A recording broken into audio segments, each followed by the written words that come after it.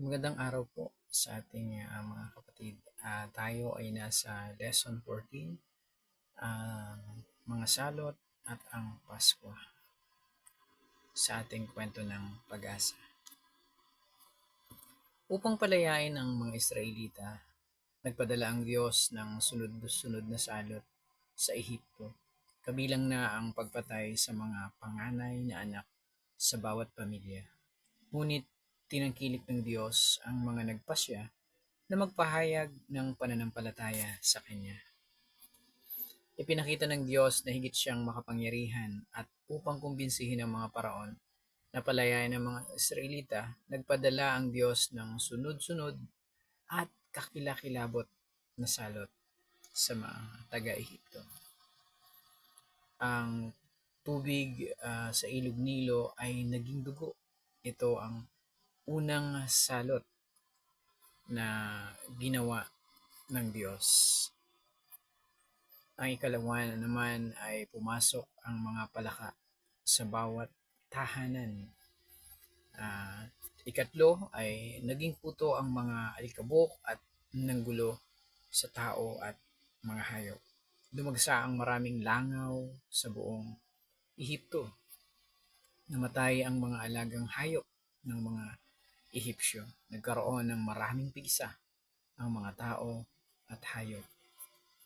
Malalakas na bagyo na may kasamang yelo at kidlat na sumira sa mga pananim. Kinain ng mga balang ang natirang mga pananim.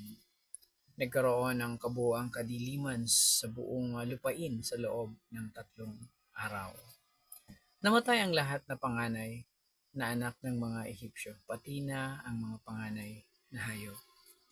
Bago ang ikasampung salot na pagkamatay ng mga panganay, ay ipapakita ng Diyos ang pagliligtas sa pamamagitan ng pagsunod at pananampalataya sa Kanya.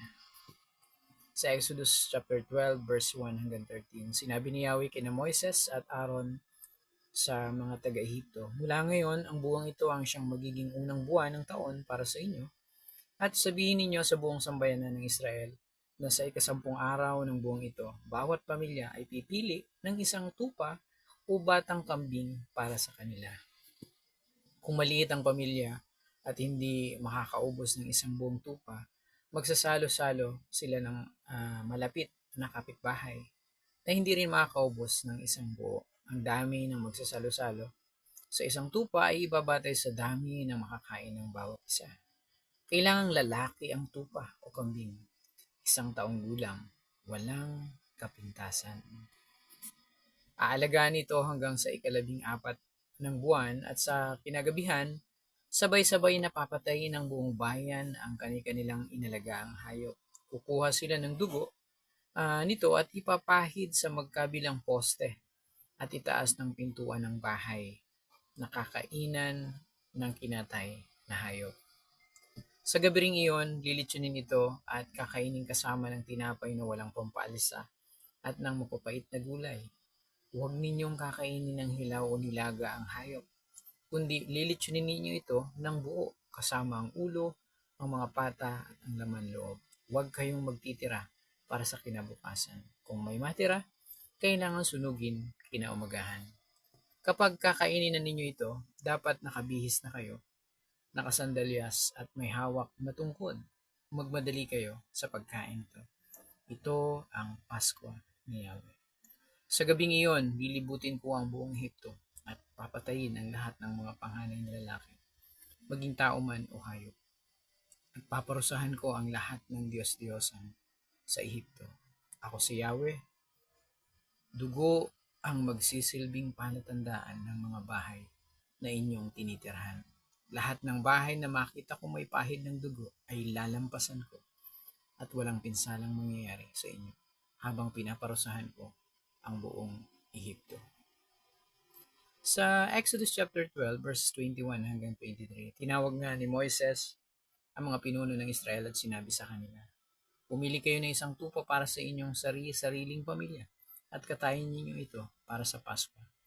Kumuha kayo ng sanga ng halamang hisopo, basahin ito ng dugo ng tupa at ipahid sa magkabilang poste at itaas ng inyong pintuan. At isa man sa inyo ay huwag lalabas ng bahay hanggang kinabukasan. Sa gabing iyon, lilibutin ni Yahweh ang buong Ehipto at papatayin ang mga Ehipsyo. Lahat ng bahay na makita niyang may pahid na dugo sa magkabilang poste at itaas ng pintuan ay hindi niya hahayaang pasukin ng anghel ng kamatayan. Amen. Salamat po. Pagpalain tayong lahat ng Panginoon. Magandang araw po muli sa ating lahat.